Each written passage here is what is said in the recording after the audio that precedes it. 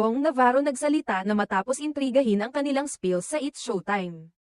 Nagbigay ng reaksyon si It's Showtime host Vong Navarro sa mga akusasyon na may mali siya sa kanyang binasang opening spills sa live episode ng noontime show noong Miyerkules 12 ng Marso.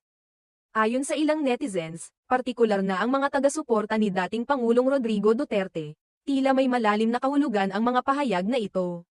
Kaya't naging kontrobersyal ang mga sinabi ni Vong sa kanyang pahayag.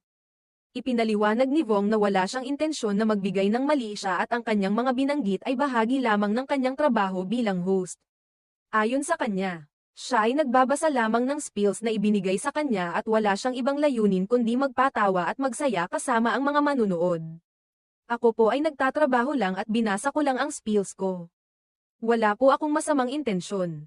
Love and peace, pahayag ni Vong. Nilinaw niya na ang paggamit ng salitang deserve ay hindi